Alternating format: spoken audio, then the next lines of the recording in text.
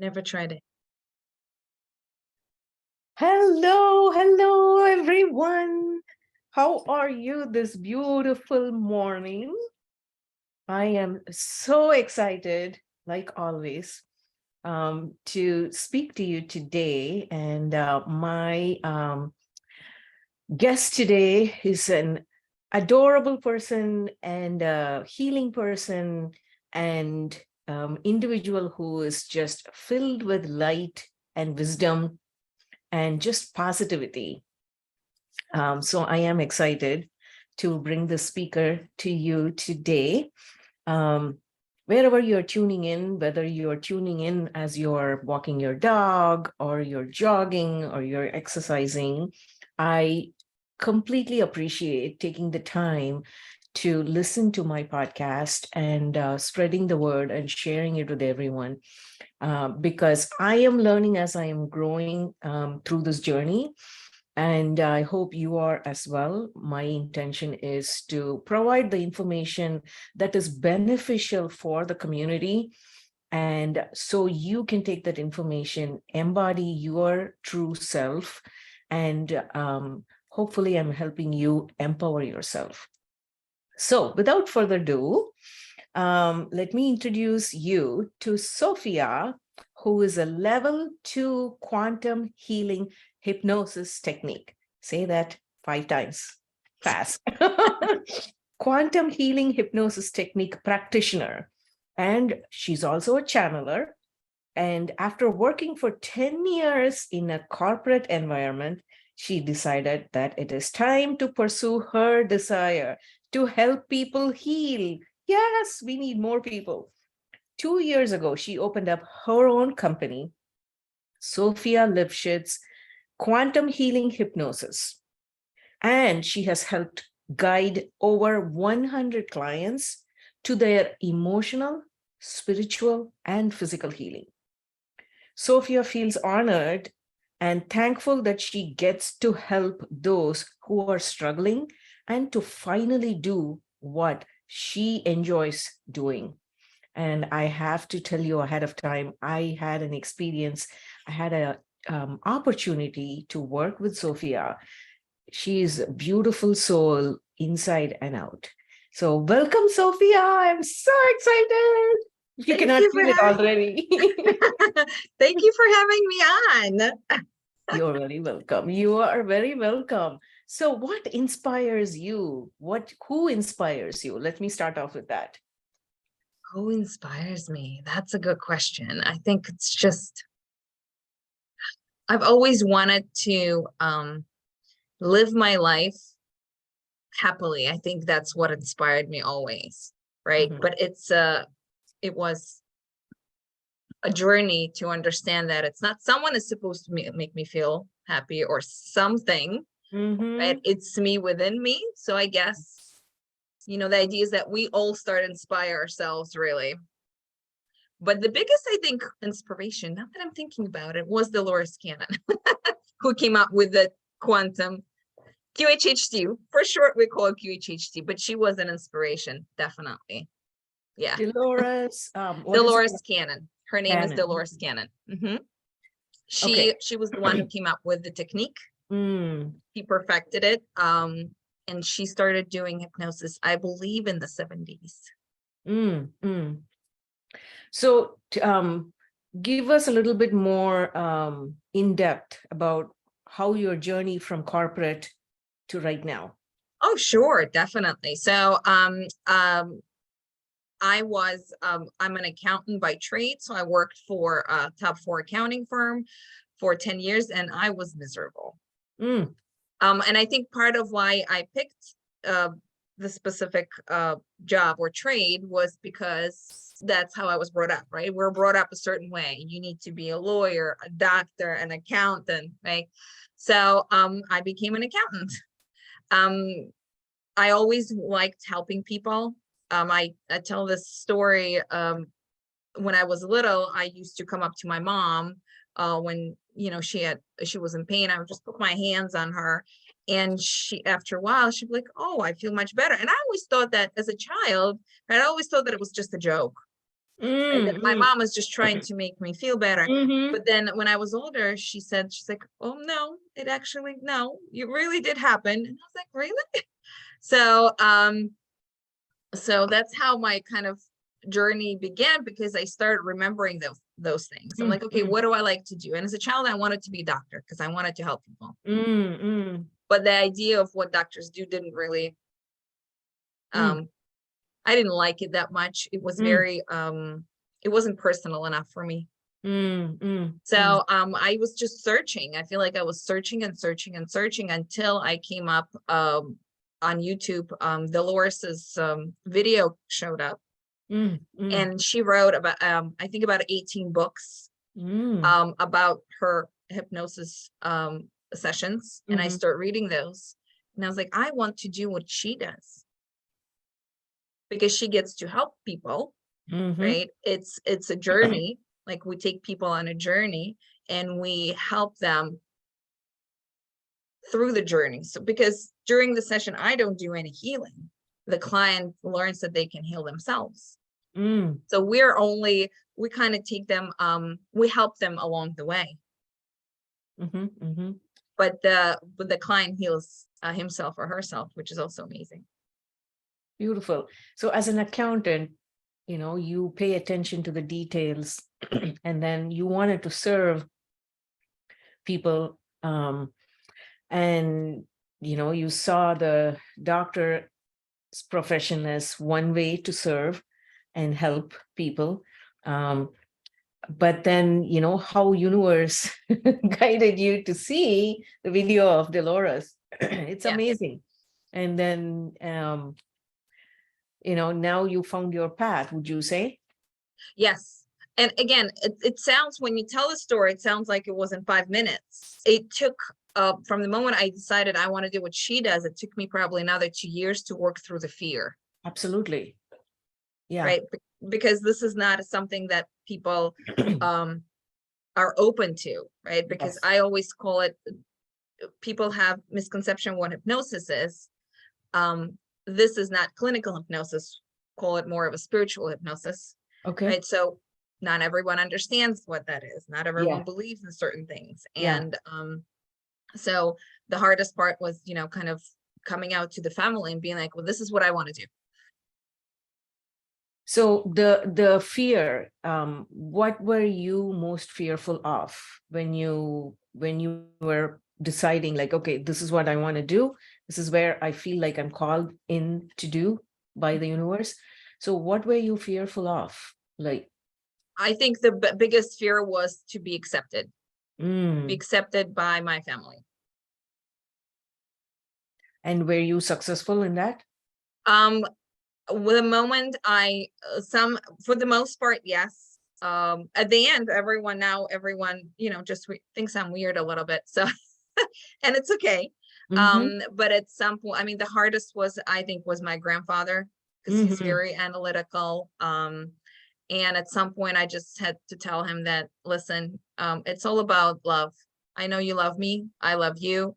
And all I want is to be loved and to be accepted by the people that love me. And that kind of sold it, because there's nothing you can say, because he does love me. I kind of cornered him. It wasn't fair.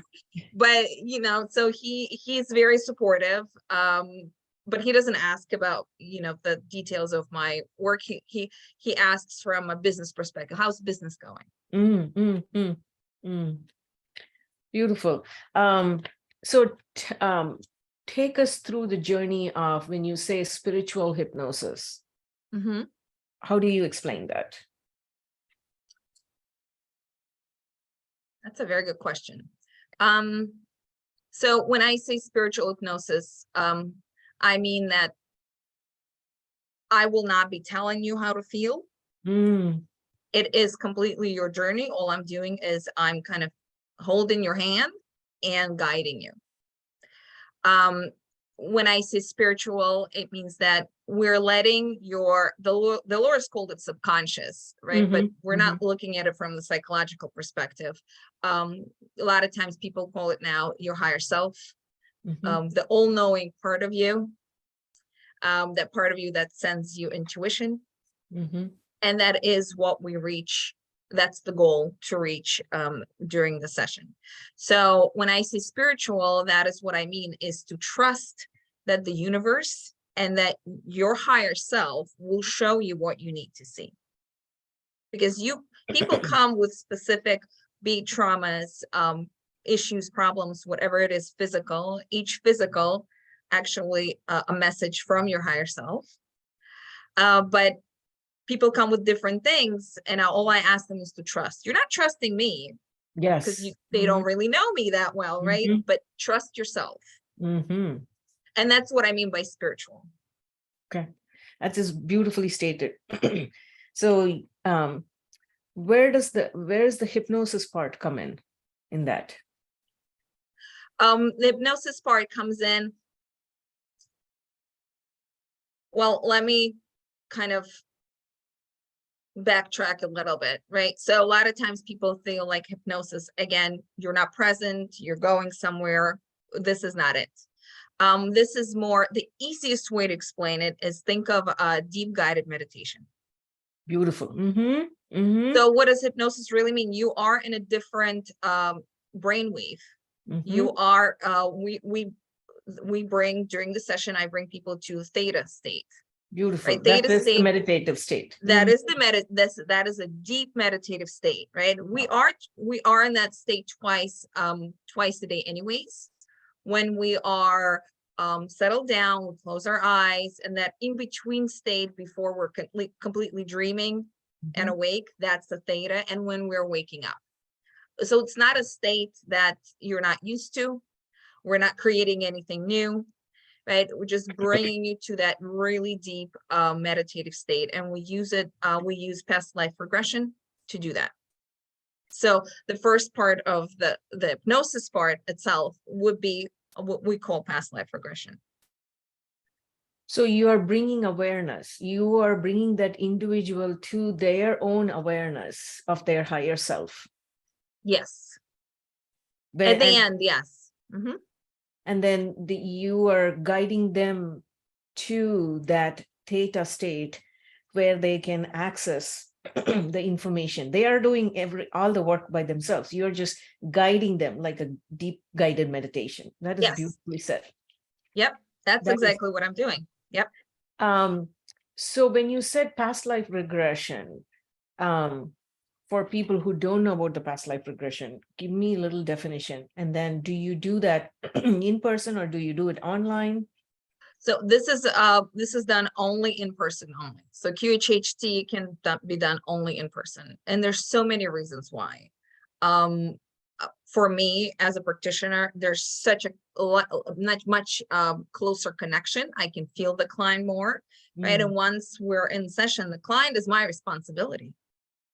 If I'm on the other side somewhere on Zoom and the Zoom link, something happens, right? We get disconnected. There's no way for me to connect back. I mean, the person would eventually wake up, right? Nothing is going to happen, but that person is my responsibility. I create that connection, right? There's a lot of energy exchange going on as well at the same time. So to answer your question about what is past life regression, and I always say, not everyone believes in past lives, and it's absolutely fine, because technically there's no way for us to prove it. Actually, I had one client who was able to prove it because she saw a name, she saw dates. Usually during the session, that's not what we want. I don't ask for dates or names, but she specifically saw dates and names, and she was able to go back and actually find that person. Wow. Yep. But past life regression is our higher self, contains everything. It knows all of our past lives, future lives, obviously current life. So that information is all here. It's all there. I don't know why I'm showing it my head because I doubt it's really in the brain, but it's, the physical that I can kind of show, right? It's all connected. Okay. So not to be going too much into metaphysical, right? Because if we do go, all our past lives are happening at the same time right now as we're living this life. But there are some instances where we do drag certain things or situations from past life that manifest in this life. So, but what I tell people who don't believe in past lives, I tell them that's absolutely fine. Take it as your subconscious or your higher self is just showing you pictures that you need to see. That's beautiful. Right. But usually what they show you is usually connected to what you're going through right now. And it may be many different things. There's so many different things they'll show, right? But it has to do with something in your life now as well, whatever you're going through. Sometimes, or would you say, like, sometimes we go through things in life, even the current life, and then we choose to conveniently forget it for whatever reasons. Would you consider that as past experience, that, sometimes, you forget it, and then when you are in a deep meditative state, you're like, whoa, okay, this is the reason why I went through that. So I can come up, come over it, or, and then this is the reason why I'm going through whatever I'm going through right now. Would you consider that as? Well, yes. I mean, think about it. Think about yourself in high school right now. That, if you think about it from the standpoint where you are now, that was a completely different lifetime. Yeah. That is absolutely true. Okay. That was a different lifetime because you're a completely different person. But yes, from that standpoint, yes, you're like, okay, this makes sense now why I'm doing this. Yep. Steve Jobs says, or he used to say, you cannot connect the dots going forward. You can only connect the dots looking backwards. Like, okay, these things happened, and that's the reason why I'm doing A, B, and C. It's interesting, but that reminds me of that. Okay, how do you, when you are dealing with clients with the past life regression, and you do channeling as well. So, two-part question. Do you do channeling also in person, or do you do channeling, distance? So for channeling, I can do over Zoom. Okay. I do it in person as well if a person lives nearby, or for the majority of the time I do over Zoom. I have a lot of clients overseas for some reason. So Zoom is amazing in my mind. Yeah. So the second part to that question is, when you are dealing with clients with different issues that you are helping them figure out from past life regression or channeling, does that affect your life? Because you're dealing with energies. We are all energies. We are vibrating at a different frequency all the time. Does that affect you? And if it does, would you mind sharing, like, a challenge that you have overcome? I know it's a lot of parts to that. It definitely does. Because part of the session, and it's the beginning of the session, is we call it an interview part, is a person just tells me their life story, right? And we all have traumas in our lives, right? And some of these, I worked a lot with people who rape victims. So and definitely as an empath, it does affect me, right? Because as empaths, we tend to take it upon ourselves and feel through the whole emotion through the whole scene. So I had to learn to within myself to kind of on one end be open, because we still need that connection, right? But at the same time realize that this is not mine. I don't know how else to explain it. It's kind of like, well, this is me. These are my experiences. This is not my experience. I do not need to physically or emotionally live through it right now. Correct. So, but at the same time, I'm able to, in a way, hold that emotional space, or that space for the client to share, and feel loved, unjudged, and open to share. Right. So it's I had to learn that, because in the beginning, when I started doing these sessions, I would be drained. Absolutely. Absolutely. It would just be draining. And now it no longer is. And what's interesting is that I'm actually even more energized by the end of the session, because once you kind of feel through the energy of the higher self, because whenever it heals the client, I'm still in the room. The energy just kind of like goes everywhere. Yeah. And I, a lot of times through the client, in a way, I get messages that are for me. They're for the client. Wow. But I get a distinct understanding that, oh, this is for me too. Right. So I've had one client where I had a session done on me, obviously, earlier on, like about 2 or 3 years ago, because I wanted to know how my clients feel. And my higher self said a specific sentence, like it was a specific sentence of what I need to do. And then this year, actually, I would say about 3 months ago, I had a client, her higher self said the same exact sentence, word for word.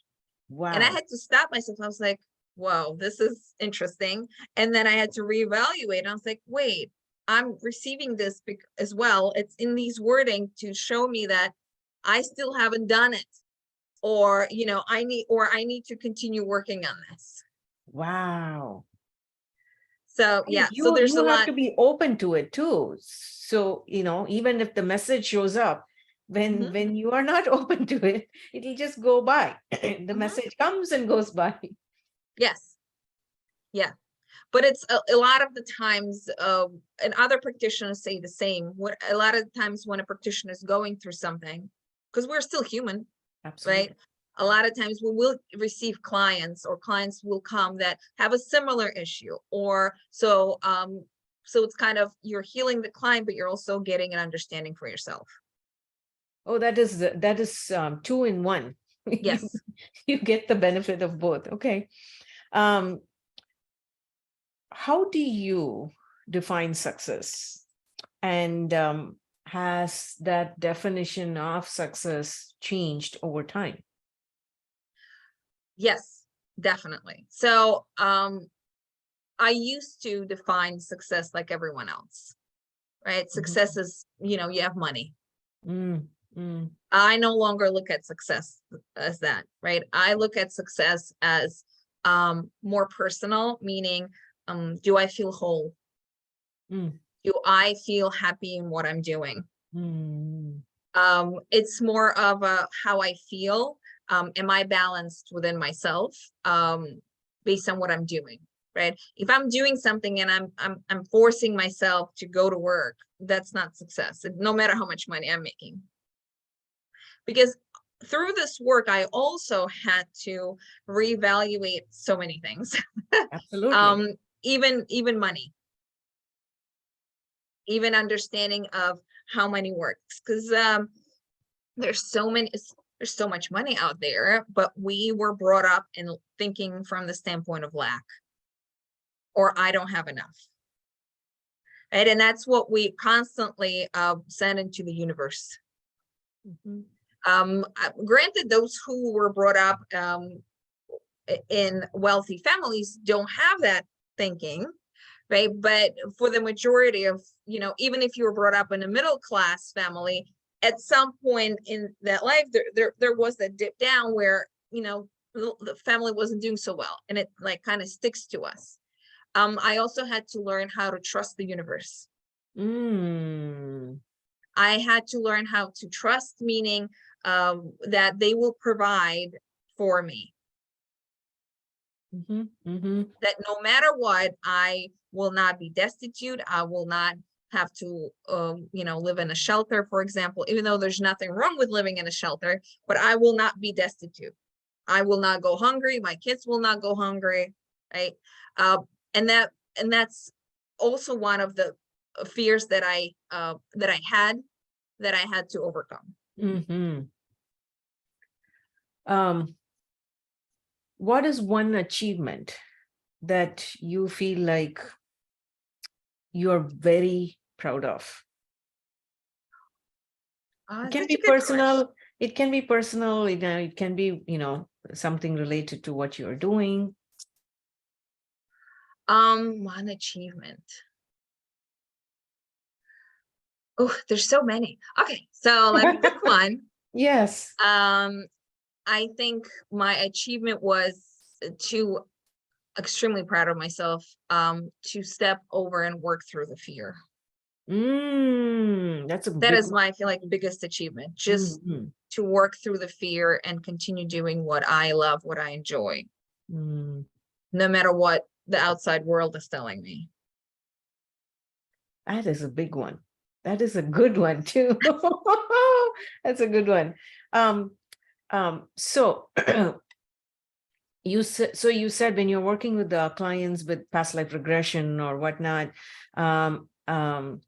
again, this is a two-part question. So tell me few of them that you worked with, so my listeners can have an idea as to what range of people you work with. And then so after working with them, how do you unwind? Oh,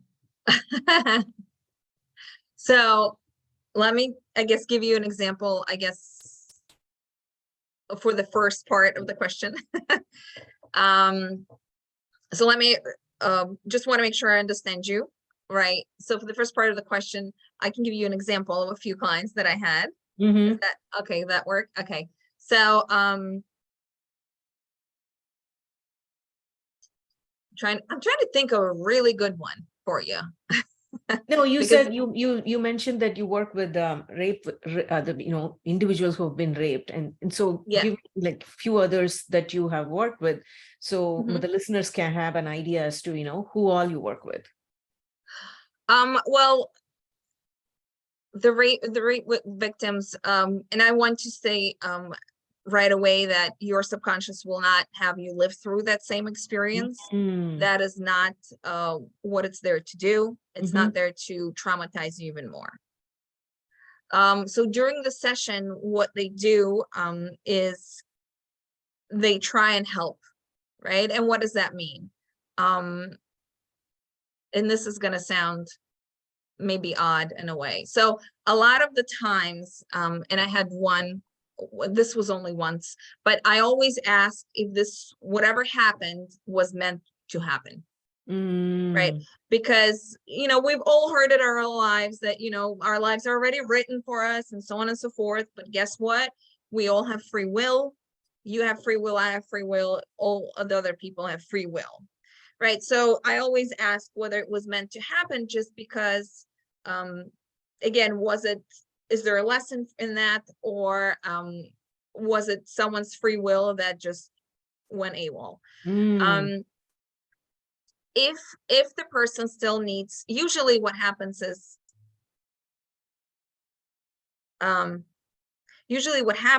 that the person, by the time person comes to me, this probably happened a long time ago, right? So on top of that traumatic experience, there's also other things. As they grow older, the trauma changes.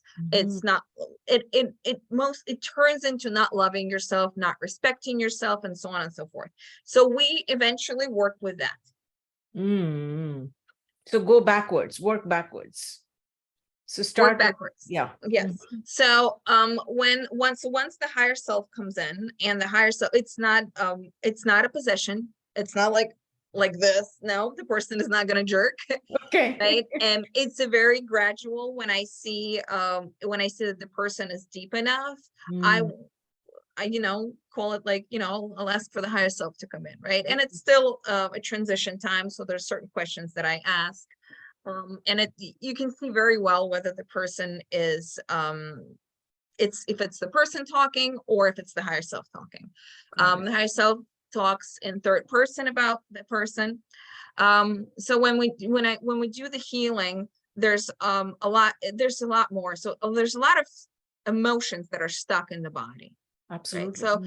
So from a rape victim, there's so many emotions. Their self-worth, the judging self, feeling shame, right? So slowly but surely we release those emotions, right? Because they're usually stuck somewhere in the body. And the longer they're stuck, then aches and pains starts, or illness, right? And it So manifests in the physical body, the yes, it longer the trauma manifests. stays. Yep. So it manifests in the physical body. So we start with the feelings. We also do a kind of a scan of the body and see, okay, where work needs to be done. But the idea is to kind of let go of everything, right? And kind of make it new. I don't know how else to explain it. Repair it. So a practitioner, another practitioner that I work with, he put it best. So imagine you're in this frequency right now, and it can be painful, right? You can be in pain, emotional, physical. When the higher self does the work, it shifts you to a different frequency where you no longer have that pain. Absolutely. Wow, that is beautifully said. So you're helping the individual rejuvenate, repair whatever wound has been there. You repair that wound and help it heal, so that individual can renew their self and help, feel rejuvenated. Would you say that? Yes. Okay. Yeah. In a way, yes, absolutely. Absolutely. Right. And it's not just, oh, heal. No. Yeah. It's a message. So what is the message? Yeah. Did the person get that message? Right. So what else needs to be done for the person to get that message? So there's a lot of different things underneath it. Absolutely. Because this is not a magic pill. No, nothing is a magic pill. Yeah, this is not a magic pill, because sometimes people are like, oh, just heal me. No. There's work that needs to be done, right? And we're unraveling years and years and years of layering of, because there's base trauma, and then we'll layer upon it, years and years of other things that are happening in your life, right? So we're just unraveling it, unwrapping it, in a way, right? So there's a lot so the client still needs to do the work. Absolutely. Even after the session is done, they still need to do the work. Yes. What does that really mean, right? So one, it's extremely important to listen to their session more than once. I usually ask the higher self, well, how many times should the person listen to the session for their complete healing? Because the healing is done. So on the higher self level, the healing is done. The problem arises with the conscious mind, because the conscious mind or the ego mind only knows the past. And in the past, you were sick the whole time. So now all of a sudden you're not sick anymore. But the conscious mind is now behind on the understanding that you're not sick anymore. Therefore, it needs to be convinced. We can call it, in a way, positive brainwashing. Because the healing is already done. That's it. The body's done. But it's the conscious mind that needs to get that needs to be convinced and get with the program. So when the person re-listens to everything, right? Because the conscious mind will start questioning. Oh, this never happened. Oh, I probably made it up.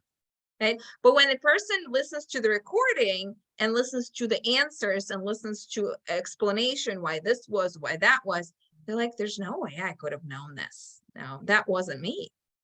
That truly was my higher self. Right? So, and they continue on that healing.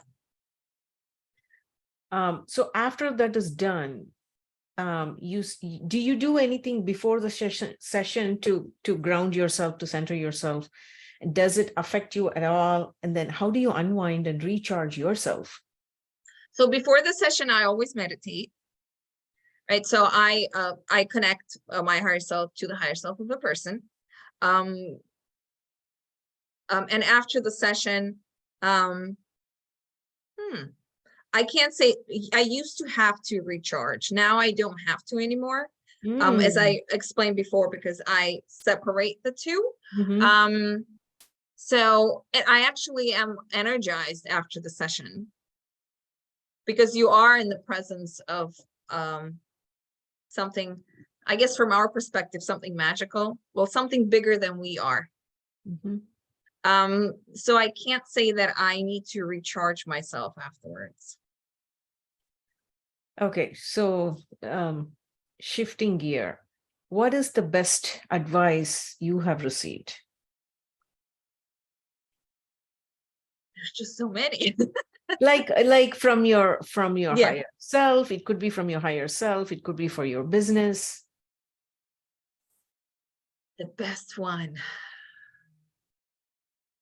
Well, lately, a lot of this, the messages have been that, you know, this is all just a simulation. So the moment you realize that it's just a simulation and you are in charge, right? I find it much easier to live.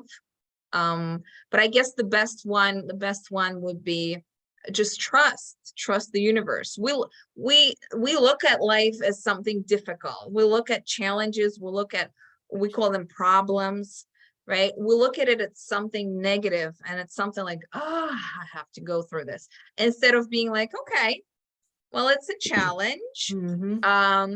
What am I learning from this? What am I gaining from this? Because as you mentioned, right, all those points, if you go back, well, if I didn't get into this trouble, absolutely, right, I wouldn't have ended up here, and I wouldn't have learned this. So I'm always questioning, what did I learn here? Yeah, that is beautiful. That is true, though. You know, the message of the day is trust the universe, trust the process. Yeah, absolutely, because you're always taken care of. Yes, that's a beautiful one too. Because, like, it's interesting, because the messages throughout years have changed. First, it was always, you're never alone.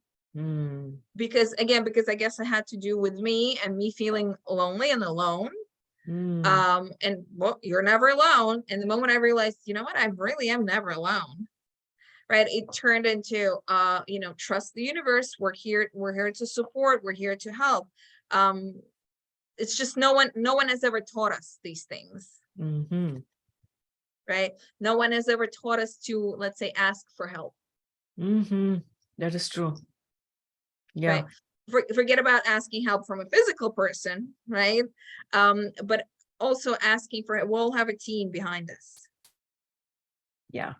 Right. The easiest one I'm going to share, because this one is the easiest one for anxiety. So many people have anxiety. And the easiest one that I've done was, I will just sit down when I have anxiety. I would sit down and I say, higher self, please take it away, the feeling, if it doesn't serve me in any way right now. And in 30 seconds, it's like it's gone. It's that simple. Just we have to ask. It's that simple. Yes, it's that simple. All we have to do is recognize that we're going through it.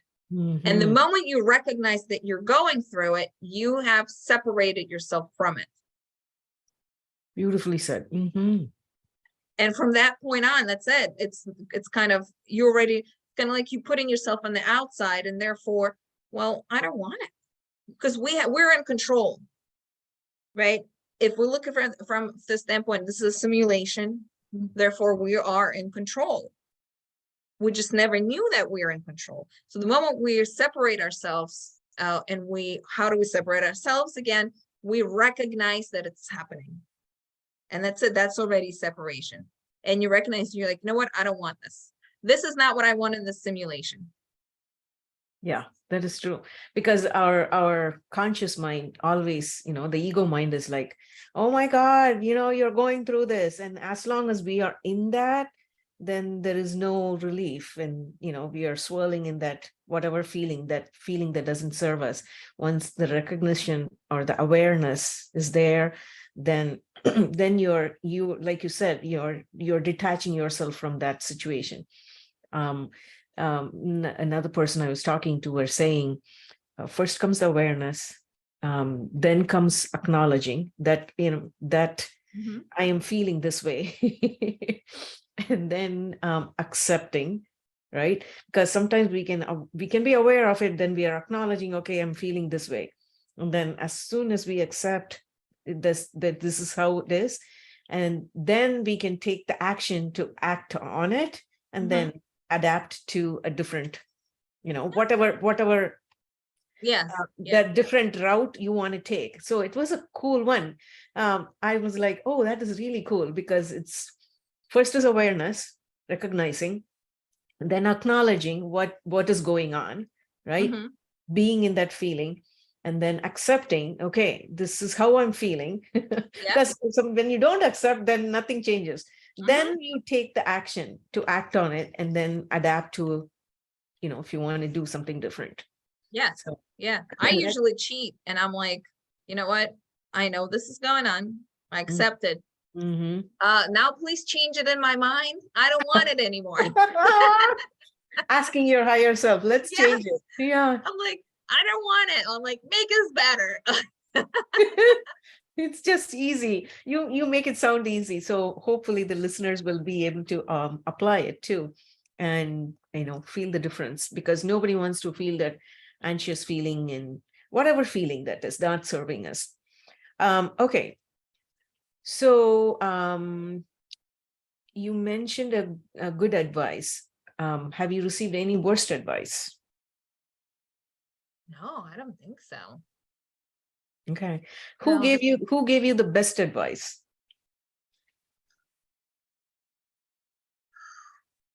That's a tough one. I can't answer that one. Okay. Can't answer that one. Okay.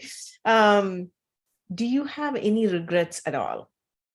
No, because interesting enough, I used to have regrets because again, I looked at life as doing something right and doing something wrong.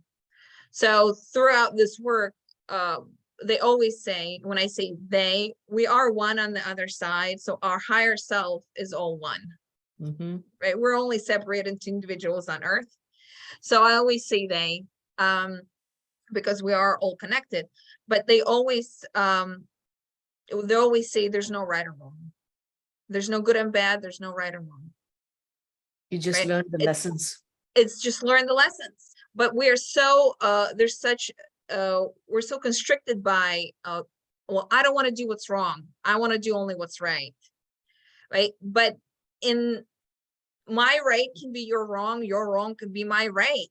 So we end up listening to other people rather than doing what we're being told our inner self is telling us to do. It's what in others' opinion, this might be wrong or this might be right. So yeah. So whatever you feel in heart, as long as you are in alignment with that, go for it. Go for it. Yes. And listen, we all make mistakes. We're going to make mistakes. There's not even one person who does everything right and makes zero mistakes, right? It's what we do with those mistakes afterwards. Because we can definitely make a mistake. Every mistake can be, you can change it, right? I don't even like calling them mistakes. It's just an experience. Experience. Yeah, I was going to say, yeah. That experience, as long as we are not harming anyone in that process. Yes. It's like, okay, this is the experience I had. I don't like how it turned out. Okay, let's rectify it. Let's change it. Yes. So it feels better. Absolutely. But I always say, not necessarily analyze it to, to nth degree, but think of what did you learn from it? What was the lesson here for you? What did you learn? And a lot of the times we think of it as, oh, I'm not going to do this anymore. And I'm like, no, you're really limiting yourself. That's not the lesson, right? The lesson is much broader, right? It's not that the issue is that you did this now, right? It's, it might be something bigger, right? It might be something, again, it could be a trauma response that you did this. It could be, there's a lot of digging that has to happen. And the lesson is what we need to look for. And that's what Michael Beckwith, he usually says, anything that happens that if it is not in alignment with you, don't ask why this happened. What is the bigger lesson? Mm-hmm. What are we going to learn from this experience? And then move forward. Yes, absolutely. And the moving forward is also hard for us, for humans, because the hardest person for us to forgive is ourselves. Yeah, I agree. So we will hold on. A lot of people will hold on to that. Well, I made that mistake. Yeah, it was 10 years ago. You can let go. You can forgive yourself. It is okay because it's already in the past. Right? As long as you learned and you forgave yourself and you're free to move forward. So since you said that, can you give me a quick tip for the listeners too? What is the first step you take to forgive oneself? The first step, I don't know if it's fair to ask of what I do, because I feel like I've, what I used to do. I'm going to go back to where before, right? When it was harder for me to forgive myself. I used to, I don't know if you've ever heard of Ho'oponopono. Yes. So Ho'oponopono, it's really just four sentences. I love you. I'm sorry. Please forgive me. Thank you. Right. So again, our conscious mind we're so used to programming, which is absolutely fine. It depends on, now as we understand this, we can use it to our benefit. So there's so many things on YouTube, right, where it's repeatedly saying those four sentences. And as you listen to them, it's just part of programming. You can imagine yourself that you're saying it to yourself. Because those are the hardest. Like, I remember I asked, we all have an issue. Well, I don't want to say all, but there's a lot of times people who have an issue with loving ourselves. And I remember I asked a family member, I was like, well, how hard is it for you to tell yourself that you love yourself? And they're like, oh no, I can't do that.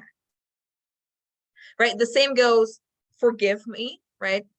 So as this is what I would recommend. This is what I started with, right? I would just turn it on for myself. You can, because if you don't remember, you can just say those four. If you remember the four sentences, you can just tell them to yourself as you're feeling guilt, as you're feeling shame, whatever you're feeling towards yourself. Well, I feel guilty that I did this.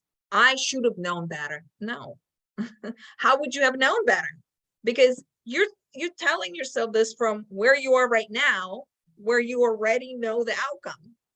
But 2 days ago, when you didn't know, this is how would you have known? You wouldn't have known. So it's just really telling yourself, I love you. Please forgive me. Thank you. I'm sorry. It's beautiful. Thank you for that. Any question that I did not ask that you think I should have? You have such good questions. And every time I'm like, I don't even know how to answer to this one. There's so many things to talk about that I can't even, come up with a question, because there's just so many things out there. We'll have another session. Don't worry. Yeah, I enjoy speaking to you. So I'm sure listeners are enjoying it too. So. Oh, I hope so, because I very much enjoy what I do. And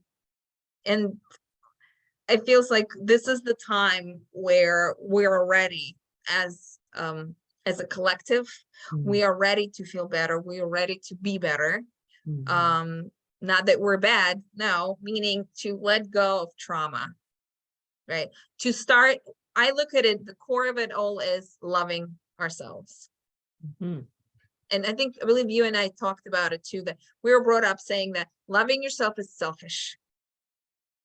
Yes. Where it's not. Really, it's not. It's the basic that we can do for ourselves, because we're not harming anyone. in the fact that we're loving ourselves. And that those 4 sentences is one way to show that we love ourselves. Yes. Yeah, I like that. So if you have in your power to create one principle, one law, just one, what would you create that everybody should follow for their greatest benefit? Ooh, put yourself first, always. Ooh, good one. Always, no matter what, always. Again, we're not talking about, eating all the food in the house and not leaving any food for your kids. Just so, that's not what we're talking about. We're not talking about from the true definition of selfishness, right? True definition of selfishness is doing something for yourself and harming others. Mm-hmm. Just because I want to be myself does not harm anyone else. Mm-hmm. Right? And what does it mean, putting yourself first? If as a mother, right, we always put ourselves last, but then we burn out, and that affects us first and foremost, and the rest of the family. So as a mother, right, and I noticed this is more out there, which I'm so happy about, right? It's take your time. Mm-hmm. Take whatever you need, 5 minutes. If you need 5 minutes with your cup of coffee, but you need that 5 minutes for yourself, to love yourself. That is a form of loving yourself. Mm-hmm. Mm-hmm. Right? Because not everyone has an option to, have nannies or help family, right? Mm-hmm. But it can be 5 minutes, but you're like, those 5 minutes are mine. Right? But again, put yourself always first. Love yourself first and be Yes. your authentic self. Yes, because when we're not ourselves, when we lose ourselves, that is my personal opinion, that is when we get into feeling, let's call it blue, right? And the longer we feel blue, it turns into depression.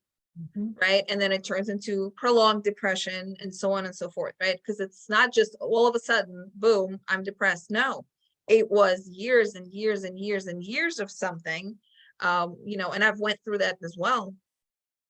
Right? So, and I just want to let everyone know, it might sound like I have it all together.